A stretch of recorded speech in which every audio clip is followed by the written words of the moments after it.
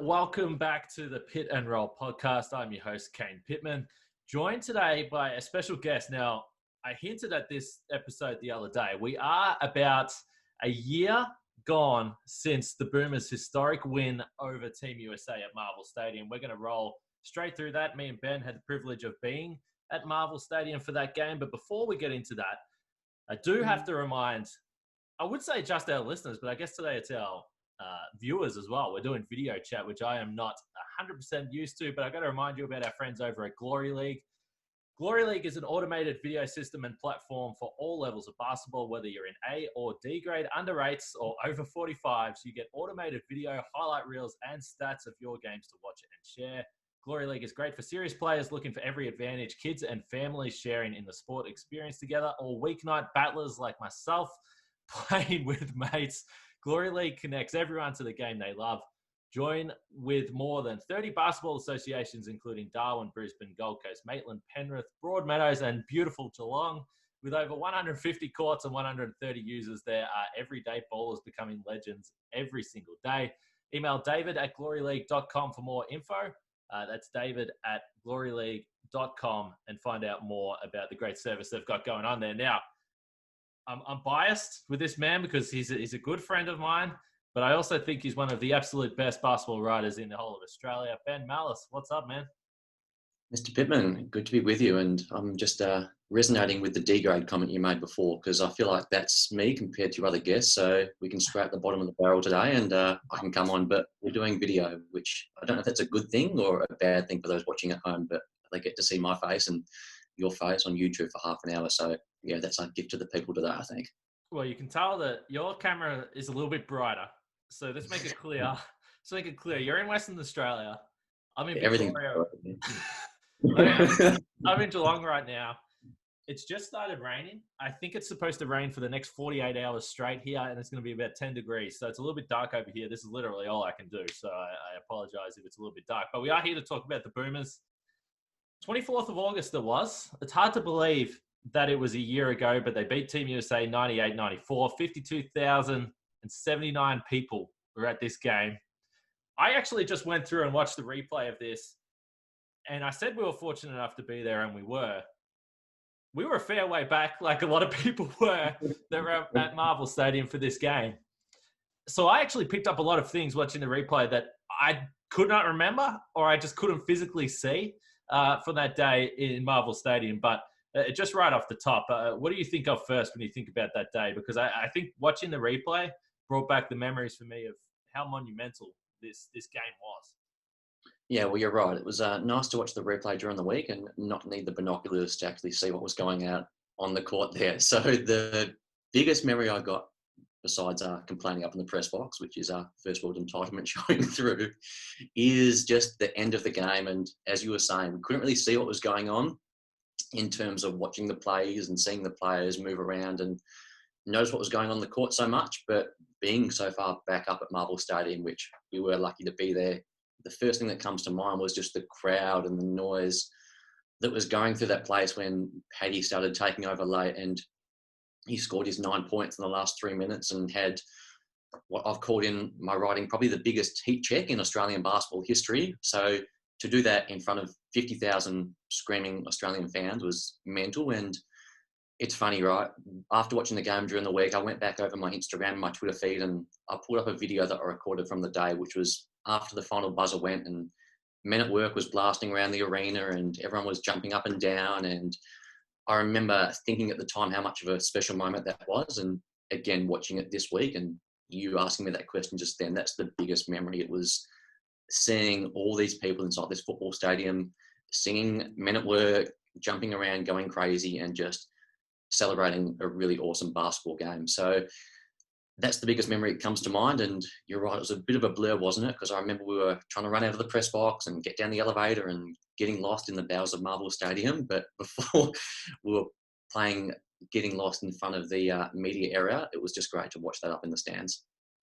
So let's go back to the build-up a little bit for this week, because it's still one of the most enjoyable experiences I've had in working in media, only for a short time, the last couple of years. But Team USA being in Melbourne, the practices, being able to attend those, it's kind of a surreal experience. I mean, you have been fortunate enough to sort of live that NBA media life in the US, you in Philadelphia, me in Milwaukee, where, um, on a day-to-day basis, we'll be at a practice or be in an NBA locker room. And obviously that's always a thrill, but to be in Melbourne and be at the Aquatic Centre in Melbourne, it's just not something that I ever really imagined. And for me anyway, just 40 minutes from home, and you go in and there's Greg Popovich. Oh, there's an NBA All-Star right here. There's Jaylen Brown, Jason Tatum, Kemba Walker.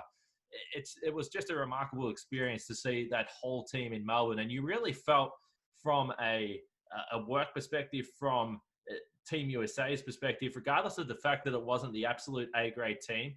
Team USA is still such a sideshow.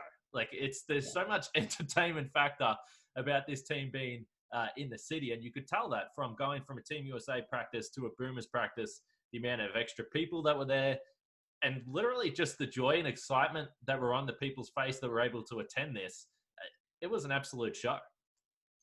It's such a good comment, and it's such a good parallel to, again, what we were lucky enough to experience, the time you've spent in America and I've spent overseas. And I even bring it back to the week before that in Perth. And while it was only Canada and it was only Perth, it was kind of like the start of this 2-week journey in Australia. And it almost felt like an NBA road trip. And I was lucky enough to be here in Perth for the Canada game, see the Boomers ramp up a little bit, knowing that there was this bigger team and a bigger mission of the World Cup lurking behind them. And from the time Nick Nurse landed in Perth and started speaking to us, and we're around Paddy Mills and Joe Ingles, like you said, for you, these guys were 20 minutes from where I grew up, practicing, playing games, talking about Canada, yes, but it was always around the context of Team USA and the World Cup. And then getting over to Melbourne, you're right, it was just this show. And I think it's easy to forget that that was the last week of the AFL season. I know I went to an Eagles game when I flew over to Melbourne, so it's football heartland. We know all the cliches, but it was the most important time of the football year. And like you said, from the top there, these basketball practices, these basketball games were front and centre, and they were front and centre because of the athletes, like you said, whether it's Kemba Walker and Jaylen Brown on the American side, or Joe Ingles and Andrew Bogut on our side. So the players spoke for themselves, but just the level of media, the level of attention, walking around the streets of Melbourne and seeing people with their Boomers kits on, or their NBA jerseys on, or Australian Boomers scarves, whatever it was just a little bit surreal being around that. And we do talk in cliches a lot when it comes to talking about Australian basketball, and it does get a bit tiresome. But this week in Melbourne last year, it really did hit on all of them, because it was signalling the growth that we've all been experiencing. And like you said, you've spent over time in America and you've seen what it's like, the big machine over in the States. And for a week in Melbourne, it was as big as anything I've been around. NBA playoff series, the whole lot, in terms of just the level of attention on the players and the practices. And of course, right, it also helps that in the end we won one of the games, so we can point to the victory as the North Star, I suppose, for what was an awesome week. But even the results on the court aside, just being able to be in Melbourne, and even I know you're really close with a few of the media writers from America that came out and covered the games. They did what we've done before. They built holidays around coming to Australia for basketball games. So it was a nice change being able to roll out of bed and be in a homeland and not have to travel halfway around the games. But the fact that American media members were coming out to cover these games, I think that kind of says it all right, because it shows that this wasn't just some Australian sporting event. This was something that resonated on a global scale. So I think it's really important that you mentioned the Australian team as well from a star factor point of view, because I think there's no doubt that Team USA was a little bit of a sideshow, and everyone was really excited to have them out there, regardless of the fact, as I said, that, you know, you didn't have your LeBron James, you didn't have Steph Curry, you didn't have this caliber of player, but still genuinely good players. And we're seeing it right now with the NBA playoffs. Some of those guys that were in Australia last year are absolutely exploding right now. I mean, they are going to be the elite of the elite. But from Australian point of view, to have everyone together on Australian soil, we just haven't had the opportunity to see that. And you talk about genuine basketball stars, Andrew Bogut, Joe Ingles, Aaron Baines, Daly, Paddy Mills. I mean, you keep going down the list. And that's even without some of the guys that weren't there. I think it was an eye-opening experience for a lot of people to sit back and say, geez, like, Australia has come a long way from where they were, 6 years ago, 8 years ago, 10 years ago, whatever you want to say. But as we get into the start of this game, and when I watched this on replay, I did recall that this was something that I thought about the Team USA team heading into the World Cup and just looking at their squad. The first 5-10 minutes of this game, or the first quarter of this game, both teams were sort of feeling each other out. But I thought that the very obvious difference between the two teams, and I think this carried through not only this series in Australia, but the USA struggles in the World Cup, was the fact that the difference between playing isolation basketball, which Team USA were doing, and the team basketball Australia was playing was so obvious. Australia obviously had that experience of playing together. You talk about those veteran guys that we spoke about. But I thought particularly early in this game, Joe Ingles, Andrew Bogut, these guys and their ability to run offense, it made you feel that Australia would be able to hang around in a game with Team USA no matter what was going on around them. Yeah, and that just shines through on the fact that the core five boomers, Bogut, Patty Mills, Aaron Baines, Joe Ingles, they've been around together playing for a decade, right? They started them, a lot of them, at the AIS together, and they've come up playing not just in national team tournaments, but youth tournaments, and they've cross-pollinated their careers for the past decade. So, again, it's something that Australian basketball, when the boomers get together, it's an advantage we've always had, or we've had for the past 15 years, I should say, because these guys have played together and they've committed to playing for a national program. And you're right that they knew what sets to run, they knew what defensive scheme they were trying to implement, they knew how to get Paddy open for a three on the backside, they knew how to work around Andrew operating at the high post, all that sort of stuff, because it was ingrained muscle memory. Like we know from any basketball team, the more reps, the easier that stuff gets. And on the flip side, you're right, the American team, while they probably were a more talented group of players, if we're just ranking them 1 through 12 on a NBA 2K type roster setting, those guys had never played before, never played together. So you got Harrison Barnes. I remember, for instance, he hit a couple of shots early to start that game off, but they were just him making shots, which is obviously wonderful, right? He can make shots like any basketballer can, but they weren't system buckets. They weren't offensive movement leading to open shots. It was just him taking his man one-on-one and generating a shot. And that's not something that's sustainable. We both know that, right? And it proved over the course of the game. And I know we're going to touch on the end of the game later, but the longer that specific game wore on, the more we saw it that, yeah, the USA guys could generate looks for themselves and generate offense one-on-one.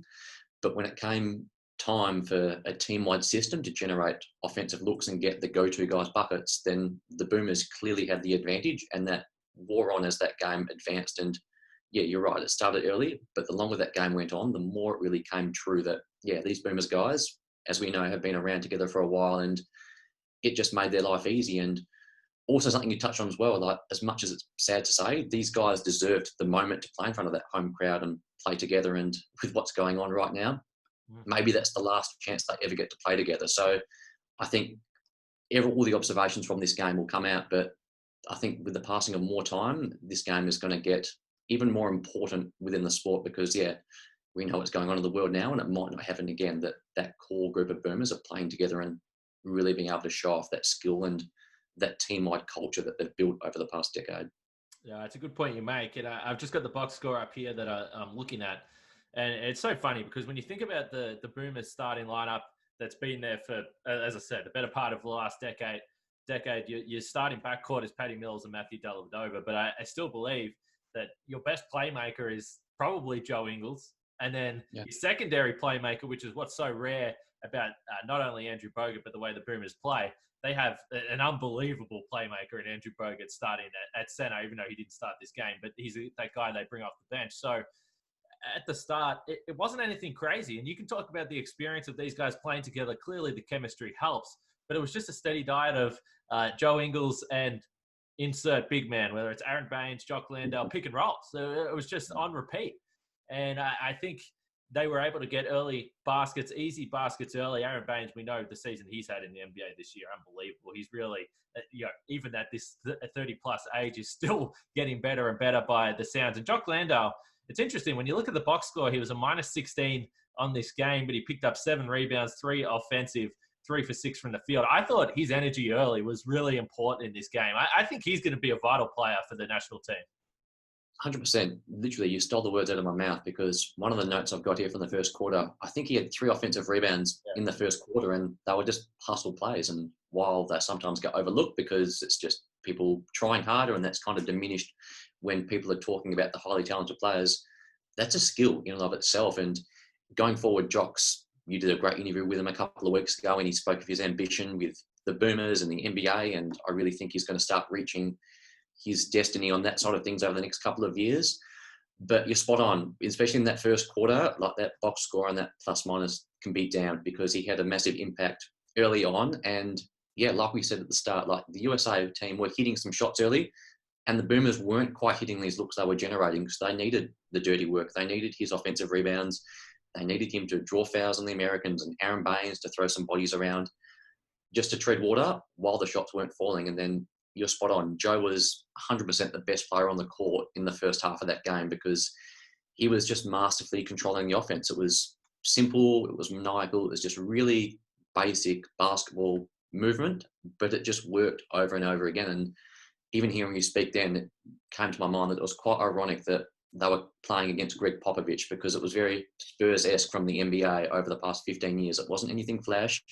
It was just fundamental pick and roll movement that a team that had been playing together for a decade was able to master and beat a team that hadn't played together as much using their simple action. So yeah, it just shows the power of playing together. And again, it shows that these guys really have grown up together and how powerful that can be and has been for our program. So you spoke about the atmosphere inside Marvel Stadium, and I felt I don't know if you agree with me, but I felt that through game one and then also through the first half of this game, it felt that the crowd was, and you don't know, it's hard to predict. If you have 50,000 people at a game, how many are basketball fans? How many have been to a basketball game before? How many are there for just the incredible experience that it was? It did feel like the crowd was just trying to figure out how to get involved in this game. Maybe they're sitting at the top deck at Marvel Stadium and they're a long way away. It's kind of an awkward experience. And I think it's always the case. And you speak to any player that's played in a stadium arena, it's always kind of a different atmosphere. But I felt that it built throughout the game. And it felt that the longer the game went, the more the crowd started to get involved. You're right. And I think that comes down to just a subconscious expectation that you look at Team USA, the name, versus the Australian Boomers, the name. 99% of people know that Team USA should beat the Boomers team. Like, you can look at who's playing or what's going into that or who's coaching and all the X's and O's that we enjoy because we love the sport. But your stock standard sporting fan, they don't appreciate that because they don't really care, which is 100% fine. They just look at the teams, Boomers, Team USA, who do you think is going to win? And I sense that as well. The first game was kind of competitive, but the Americans pulled away late and did what they've always done against the Aussie teams. They won the game. And it's something that I spoke with Andrew Bogut a couple of weeks ago, and he said exactly this, that throughout history, the Boomers had always played Team USA hard. But as a playing group, it was kind of just known that, oh, well, when the fourth quarter comes, USA will try harder for 5 minutes and then we'll lose. And I think that was exactly how the collective fan experience was, right? I know in the media box, that's how I was feeling. It was that these guys are doing, the Australian side, so many wonderful things, but the Americans will just kick it into gear late and then they'll win. And I think it was for the 67th time in a row or something, they'll beat the Boomers team. But you're spot on. I think the third and fourth quarters of the game the Boomers won, the crowd started to see and sense and believe that winning this game wasn't a pipe dream. It wasn't something that Australian basketball nerds were just talking about. It was something that could actually happen. And then, yeah, when we skip ahead to the end and talk about that later, actually seeing that come to fruition and actually happen. Like, you're a sports fan, I'm a sports fan. We know what it's like when you kind of hope to win, but you don't really expect it. And then it comes to happen. They're the best moments, right? They're the best wins because, again, a cliche, but you're knocking off a team that's the best in the world. There's something powerful in that. And the crowd are just like me and you and the players, right? They are a bit nervous and they felt it. And as the game wore down and the end got closer, I agree. It kind of, the atmosphere built and it felt more like a home ground advantage, right? In the sense that the fans were expecting to win as opposed to just happy to be there and have a few beers and heckle the American players, which I know you saw it as well. There were a few people doing that, so God bless them. But yeah, we got the win in the end. So let's fast forward to the exciting part of this game. And I want to go to the 4:59 mark of the third quarter. So we're halfway through the third quarter. the Team USA were trapping at this point. They were playing full court defense. And this is where to me, it really stood out watching on replay. Maybe I'd forgot a little bit at how hard USA were trying to win. Was this the Boomers? Because we know that every time the Boomers play, they're 100%. They want to win the game. It's ingrained in the team. It's ingrained in the culture. But Team USA really wanted to win this game. They did. And Pop was into it on the sideline. They were applying full court pressure. And Nick Kay got caught with the ball, and he was trying to dribble the ball up the floor. Predictably, no offense to Nick Kay, but predictably he got stripped. Jason Tatum went down for an open dunk. Kay wasn't even able to get the ball past the halfway mark. Team USA led 68-58 with 4:59 left in the third quarter. And to be honest, when I was sitting there up in the press box, I was thinking, well, this is probably it. We saw that Australia hung around for a fair period of time in game one, but I think ultimately they might get blown out here. That was certainly what I felt. And then Lamanis brought in Andrew Bogut. And we talk about Patty Mills, the impact he had at the end of the game. I thought this 5-minute stretch from Andrew Bogut at the end of the third quarter completely changed the whole game. And we spoke about him as a distributor. Literally every single possession they gave him the ball at the top for a dribble handoff, whether it was a pick and roll, but he was the ball handler. And in the end, he was creating so much damage that he was faking dribble handoffs. He was faking pick and roll action and putting the ball on the floor himself and giving Mason Plumlee all kinds of trouble. Bogut's game, 19 minutes, 16 points, 9 rebounds, 4 assists. He was a monster. And I thought that this period in the game allowed Australia a chance to actually win.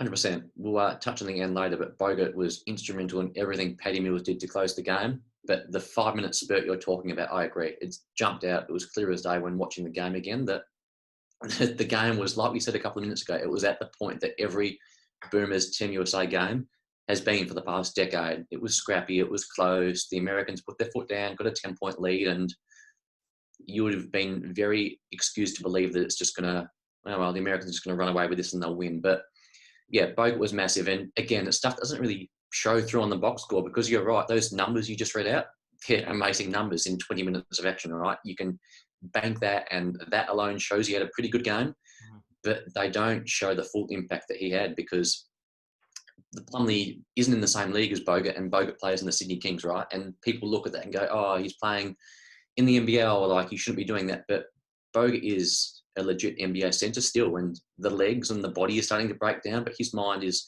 so sharp. And that was the biggest thing that I noticed from that 5-minute burst, that it wasn't the shots per se or the numbers or the rebounds or the assists. It's just how he's able to read the game. And like you said, when Plumlee was overcommitting, he was taking him inside and doing what he needed to do. When he was in the high post, he could pick the passes out and feed the shooters and get the guys open.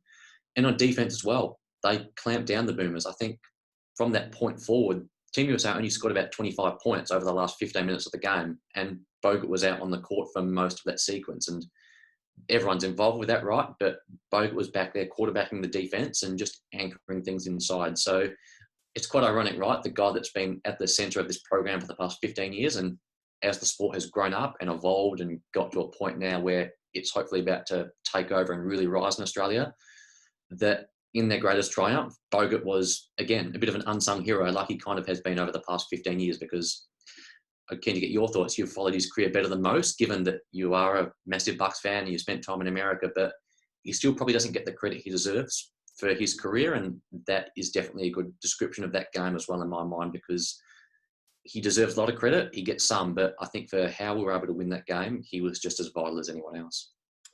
No doubt about it. I'll argue Andrew Bogut is underrated until forever. I don't care, because you saw it, and you, as you sort of pointed to, it's not necessarily the recordable stuff either, but you look at the career he's had, and for a number one overall pick, when you look at the numbers, sometimes people just look at that and say, well, geez, that's a pretty underwhelming career for a number one pick. Well, no, because this guy has been a defensive anchor everywhere he's gone. Clearly, the injuries have derailed him, and they did derail him. The arm injury, none more so than any other injury that he had when he was right at the peak of being that guy offensively that everyone thought he could have been coming out of college. So, no, he's had an incredible career. Regardless of what happens this year with the NBL, whether he plays or not, we don't know what's going to happen with the league. This guy, it might be better that he is fresh coming into the Olympics next year if it goes down. they need him. And regardless of whether he's coming off the bench, you'll always find Andrew Bogut on the floor in the final few minutes. You just will, because he's critical to what they do defensively. He's critical to what they do offensively.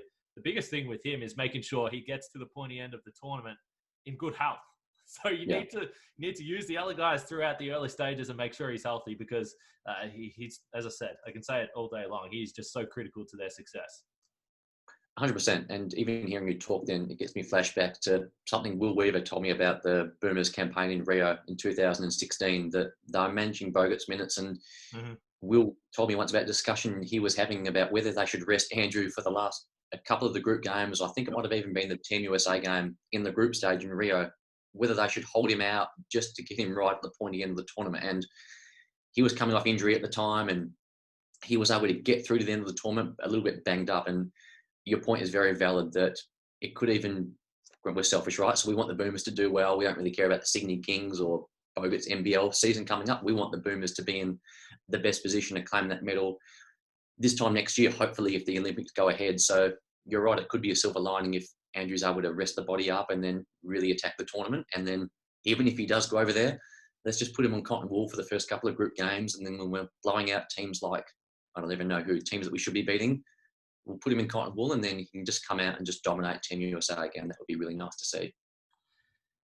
I think the biggest problem sometimes with these guys when they put the green and gold on is the competitiveness as well, and convincing him that he needs to rest in what might be in what will be his final Olympic campaign. So I think that's the challenge sometimes. But that, as I sort of pointed to, the end of that third quarter there, so the Boomers actually ended up going on a 24-8 run. This extended right through to about the 8:17 mark of the fourth quarter. So at this point, they've got all the momentum. They're leading 82-76, but things just got a little gummed up offensively after that, and they fell in a big hole, and they were struggling to score from that point on. What did you see in this period of the game? Because again, to me, you couldn't help but feel that, well, they had their run, and now they're behind, and they're not going to be able to get over the hump again to take back the lead. That's what it felt like. Yeah, 100%. I flash back to what I was thinking at the time, and exactly what we spoke about before. We thought, cool, they've actually come again here, but America started locking down a little bit, and Team USA deserves some credit, right? Because they started buying in on defense, and they were trying throughout. But like you said before, the guys that were playing this game, some of them are taking over the NBA class at the moment, right? So the talent was always there, and they just ratcheted up the energy, and they were able to get themselves back in the game. And that started, like you said, from gumming up our offense and really making it hard for us to score. And from about the 8-minute mark of the fourth quarter through to the end of the game, we'll touch on Paddy's sequence in a bit, but outside of that 2-minute burst from Paddy, it was very clunky on offense for the Boomers. And it's hard to know how much that was fatigue. It was second game in 3 nights. How much of it was pressure? I don't think it was so much pressure of the moment, because these guys have been around and on the block for a long time. I think a lot of it just throw some credit at Team USA, right? Because they were challenging. These guys are hyper competitive. These guys are getting max contracts in the NBA. And yeah, it's not LeBron James, it's not Kevin Durant, but that's still the best team to play on Australian soil as a visiting team outside of the Sydney Olympics in the history of the sport in this country. Like, that was still a super competitive, super elite, super talented team full of all-stars. And yeah, they don't have the cohesion that our guys had, but they've got the talent and they had the effort. And you've been in the NBA locker room. Do you know how competitive these guys are, that when they're slapped around and they're losing, they don't like it? And as much as we don't like to admit this, they look at Australian basketball as just some backwater that they have to come and play it. They expect to be beating us by 30 points every game. That's clearly not how we think of the world. But the American athlete perspective of playing the Boomers is that they'll come down here and win. And if they try, they'll win. And yeah, there might have been points in that game where they maybe didn't take it as seriously as we did. But in that fourth quarter, as you mentioned, they kicked into overdrive and they were in a winning position just like we were. But it just turned out that luckily on that night, we had the guy that closed out the game, and it wasn't Donovan Mitchell, it wasn't Jason Tatum, it was our guy that was able to close out the game and get us over the line against, again, as I say, it was a very talented team, despite who wasn't actually there for the Americans. So let's move into Paddy time. And it's interesting. Everyone remembers the way he finished the game. We talk about that dry patch for the Australian offense. Paddy actually missed a couple of shots in that period. I mean, he wasn't alone. There was a wide open three that Daly missed that was at a critical stage as well. There was a bunch of shots that fell a little bit short. But Joe Ingles found himself with Miles Turner switched onto him defensively. Australia were trailing 87-85. Joe Ingles walks into a three, knocks it down. And Ingles hadn't exactly been shooting the ball well to that point. He was 0 for 3 from 3 on the day before he knocked down that one. That one gave Australia an 88-87 lead with 3:30 left. And from that point, Paddy Mills took over and they never gave up the lead again. But that Joe Ingles shot, everyone talks about the Paddy Mills run for obvious reasons and deservedly so. But Joe Ingles, to step into that one, he identified the mismatch on Miles Turner. He knew he had him on his heels, knocked it down, gave Australia the lead. That was a huge shot. It was a massive shot, right? And it was almost the entree to what was about to be the main meal with Paddy Mills. So, correct. Again, like you said, they were down by a couple of points. The offense was clunky. No one was able to score. And Joe was able to do what he's been able to do in the NBA the past few years. It's very slow. It's very methodical. But he was able to identify the mismatch, get his shot, and he knocked it down. And again, feeding into what you were talking about before, that gave the crowd some energy because the nervous energy was escaping the arena. It gave the team a platform. It gave them the lead again. And while USA claimed that back, it just really allowed the team to break out of that funk, I think, a little bit. And then it just laid Paddy bare to go and do what he did. And while we'll talk about, there are other guys involved with that, Andrew Bogut or Mitch Creek coming in at the end to play defense on Donovan Mitchell and really get that decisive stop.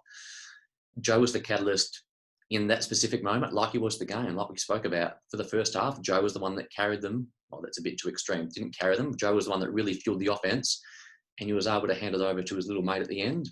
And Paddy time is a great description. I like that. And it was just a couple-minute takeover where he was taking guys off the dribble and going to the rim and banking in shots and doing all the stuff we've seen him do on the NBA Finals level. It was, again, probably the coolest part of that whole experience was that was nothing new for Paddy, right? He's done that on the biggest moments in the NBA, but to come home and do that in front of a packed crowd was just amazing. And having guys like Paddy and Joe and Jelly around him, that made it happen, right? Because he couldn't have done it by himself. It was kind of ironic that Joe Ingles, that was an isolation possession that he hit that three, because I spoke earlier about the fact that the USA offense was heavy ISO. The Boomers are running a lot of sets. And, again, basic stuff, handoffs, pick and roll. But that Joe Ingles was a true isolation possession, and that's what the USA were getting a lot. And I think we see this all across basketball. If you're running pure isolation, then the defense is going to ramp up towards the end of the game. And you mentioned Mitch Creek on Donovan Mitchell, but Australia were contesting all those shots hard, so they were making life difficult. And you can run us through your thoughts on the Paddy Mills, on the Paddy time here. But again, a lot of it was Australia running good stuff. Because, yes, there was that bank shot. You need a little bit of luck there, sure. That's going to happen from time to time. Paddy's a shooter. He's going to get it up. But there was another one. He got a layup on a cut to the basket. Beautiful pass. The other one was a handoff at the top where he then dribbled into a mid-range shot. I mean, Australia, yes, they were identifying in their head that Paddy Mills is hot right now and you need to get him the ball. But it wasn't just give him the ball at the top and let him dribble into a three, which is what the USA were doing. And I did have to laugh again watching the game. I remember thinking about it at the time. And Pop, the whole series, Pop was really funny about Paddy Mills and the way he talks about him. We know how much Pop loves Paddy, but it was funny to see Popovich on the sidelines and obviously wanting to win the game, and he's getting burned by the guy that he almost loves as much as anyone out of all these players that he's had over the journey. Yeah, on that, I remember sitting in the press conference afterwards, and I think Popovich just shrugged his shoulders and said he was happy for Paddy, and there was really nothing else to be said, right? Because, Paddy said this a lot, so it's no breaking news, but Popovich is the one that allowed him to really evolve in the NBA. So, again, we'll add another layer of irony on the fact that Paddy had maybe his greatest moment on Australian shores against Pop. But your point is valid. I'm going to plug something I wrote here during the week that in speaking with Andrew Bogut, he really explained his mindset during those final few minutes with Paddy, and it was just all about finding ways to put Paddy in positions where he could take shots that are good shots in the flow of the offense. And you touched on the first of those shots that he hit late, which was the banked in three. And that goes in, we laugh about it, and you take it and you run forward with it. But the last three baskets that Paddy had, and you explained these before, if you go back and watch them, Andrew Bogut's the one that's got the ball in hand in the seconds leading up to all three of those shots. As you mentioned, the first one, Andrew's running at the high post and drawing two defenders, and then Paddy just rises for an open mid-ranger, which went in. The layup, he got driving down the lane. only happened because Andrew Bogut screened out 2 defenders and allowed Paddy to slide through for an open and 1 finish.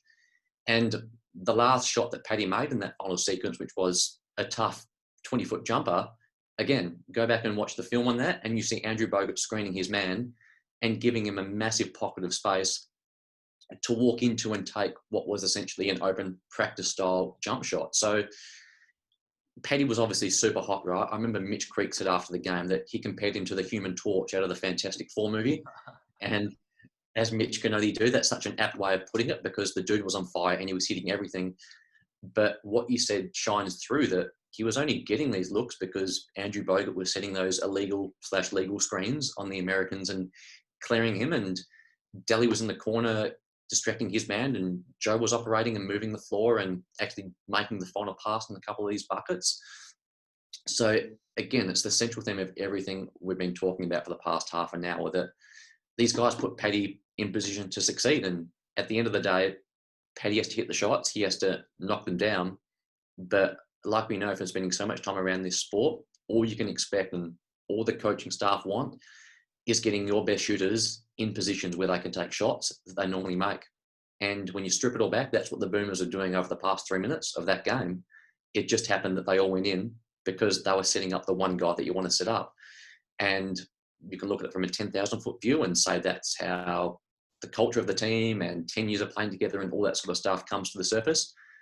But it's also because you've got very smart players coming out there.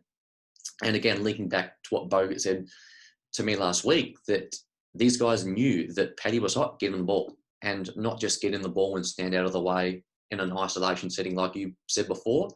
It's let's run a offense. Let's have Joe move down and set a pick on Delhi's man, and then Andrew can operate out of the high post and then feed Paddy sliding to the lane for an open jump shot or whatever it is. So these guys just knew what the second and third reads were from playing together for so long.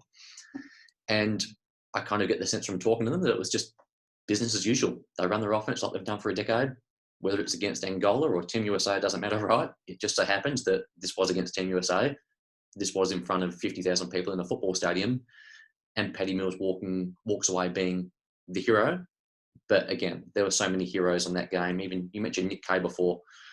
I'll admit to thinking that he shouldn't belong on that court in game 1 and before then, but he was outstanding in game 2, and over the course of the World Cup, he proved me wrong. But that game 2 that the Aussies won against Team USA, he proved me wrong for the first time, and he did it many times over. But he was just one example of everyone that really had their moment during that game. And I know you mentioned it before that whether it was Landale or Creek, that everyone chipped in and made it what was a really cool, let's be simple, right? It was a really cool experience to be a part of for us. And I know the guys in the team felt the same way. Yeah, Nick Kay, it's a good point you make when you talk about plus and minus. He was on the floor when the Boomers made that big run towards the end of the third quarter, early in the fourth. He ends up plus 18 on the day and 3 for 3 from the field.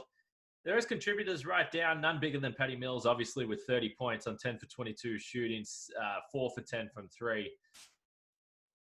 Let's go to the end of the game, though, because we know the Boomers win. You sort of said they're playing land down under. Everyone's having a fun time. Everyone's partying. They're heading out. They're going to the bars. They're going to celebrate. It was a Saturday afternoon. It was perfect timing. We headed down to the locker room.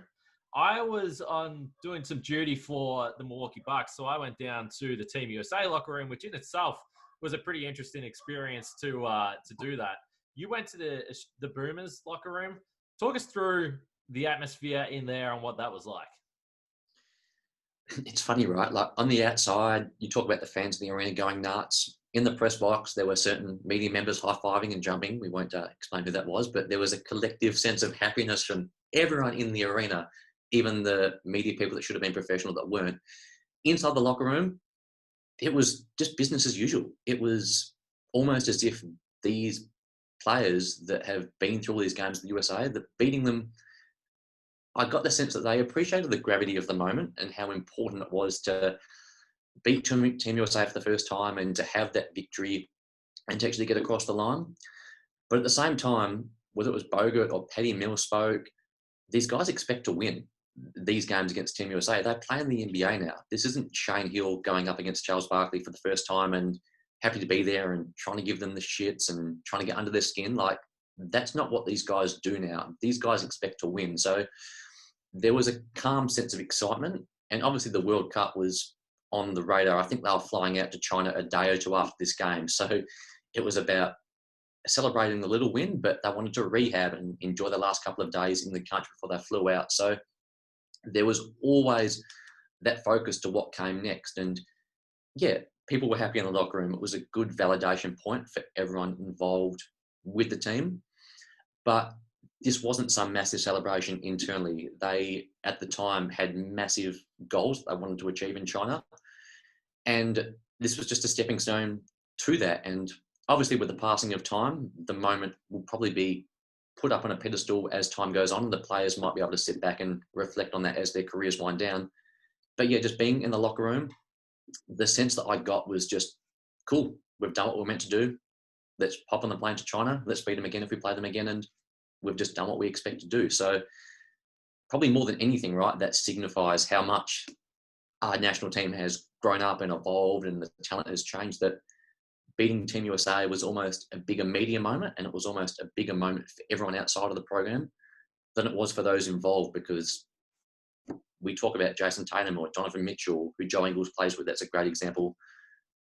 That they see themselves as peers for these guys, which they should, because they're in the same league, earning the same money, doing the same job. And they beat them. Like Team USA expects to beat Australia now, Australia can expect to beat Team USA because there's nothing to fear, because they see them all the time. So yeah, it was a little bit confronting to see how calm and relaxed now, how accepting they were of the fact that, yeah, cool, another win, let's move on, let's get on the plane to China and all you people can celebrate, but we've got a job to do. Yeah, I mean, you think about the core five in this team: Andrew Bogut, Patty Mills, Aaron Baines, Dellavedova, Joe Ingles. Well, Ingles hasn't won an NBA championship, but the other four have. And Ingles has been a feature of the NBA playoffs. He's played in big moments. He's played against all-star, all-NBA players. So you're right. I think for me, I was similar, walking away saying, the win was really cool, and I love the win, and it's always going to be something that was really fun to be there. But maybe the thing that's even more cool to me is the fact that this team's just like, yeah, this is where we are now. This is the level. We played Team USA twice. We've beaten them once. We expected that was going to be the case. Now let's go and get a medal. Now, ultimately that didn't happen in the World Cup. We know that. But I think even moving forward to the Olympics, it's just exciting to know that this is the attitude. Clearly, those five guys are on the wrong end of where you want them to be in terms of future success for the Boomers. But they, fingers crossed, have one Olympic campaign ahead of them. Before we look to wrap this up, I wanted to ask you this, because as I was watching this game, I was sort of thinking in my head, what does this team need? What does this team need if Team USA is loaded up, which in the Olympics, again, there's so many things to go through. Is this going to clash with the NBA season? Are NBA players going to be there in Tokyo? Lots of things to be ironed out here, and we don't know the answer. But when you look at this team, and then not only these games, but what happened in the World Cup, who's the guy that wasn't with the team? And you might just straight away say Ben Simmons, and the question will be over. But maybe I'll give me two guys then that this Boomers team could really use in these marquee matchups against USA, against Spain, against Lithuania, against all these other great teams. Well, the Ben comment goes without saying, right? But Ben is an ecosystem all onto himself. So that is something that we'll need half an hour to unpack, what Ben Simmons playing for the Boomers actually does to the team and the culture. But one guy that I think is perennially overlooked is Ryan Broekhoff. Now, I'm a fan of Ryan's game. I like Ryan, but he shoots the ball at 45% from three in the NBA. He hasn't played a lot, but there is one thing that he can do that is bankable, and it's making shots. And the Boomers have great shooting as it is, but even little things like if you were able to just replace Matthew Dellavedova with Ryan Broekhoff on a few possessions late when you need to score, then that's just going to space things out even more, just a little bit. And at the FIBA level, Broekhoff can be a more effective defender than he is in the NBA because of the rules, because of the athletes, and because of the game set up. So I think having Broekhoff come in and play minutes will be key. And also, I don't mean to make excuses for them, right? But they were one Patty Mills free throw away from winning the World Cup. Like that team, again, I hate bringing luck into the equation and talking about all that sort of stuff, but if Patty makes that free throw in overtime against Spain, they beat Spain, and then they probably win the final. So this team is good enough to get to where they want to get to. The exact same thing happened in Rio. Now, we can talk about whether it was the referees, or it was composure, or it was final possessions, what it was. But I remember thinking this when the Mallis stepped down last year, that he was one bad call away and one Paddy Mills free throw away from having an Olympic medal and possibly a World Cup gold medal wrapped around his neck, and being not just a good coach, but being elevated to like the Gus Hiddinks of the world in terms of Australian sporting managers and what they did for the national program. So yeah, it would be great to have all our guys unfold, whether it's Joe Bolden actually playing and sticking with the team, whether that's Ryan Brockhoff and Ben Simmons and Josh Green coming in is another prospect that will be really exciting. But also just the bounce the ball going their way, because they've done 99% of things right over the past 4 years. And in a different universe, as I say, we could have a bronze medal at the Olympics, a gold medal at the World Cup, and then this discussion is completely different, right? Because Lamanis has his job. He's done what he wants to do. They could literally look at Ben Simmons and say, we don't need you right now because we've done what we want to do. But just because things didn't go their way, that's not the reality we live in. And that's the reality of this team. But I think they're doing an awful lot right, and there's a lot there, and they don't need to tweak much to get over the hump. And I hope I'm right. On the flip side of that, maybe this team, if the Olympics get cancelled next year, then this team's never going to play together again. So I don't like thinking about that, but here's hoping we get to the Olympics and they have their full squad. And yeah, I know you mentioned Ben off the top, and having him on the fold would be great, but it's not, and I know you know this, but it's not just as easy as plugging Ben Simmons into that team, because they're not going to be able to play like they play right now, because the motion-based offense and all the stuff we've been talking about, that's not going to sustain itself when you're bringing people of Ben's caliber into that team. And obviously we want that, I think, as Boomers fans, but keen to get your thoughts again on that as well, because it just changes everything. It just doesn't change the offense. It changes the culture. It changes the defense. It changes everything, because we know what the expectations and the pressures on these NBA superstars are. And you've been in America and you know how they think about FIBA play. It's a different kettle of fish.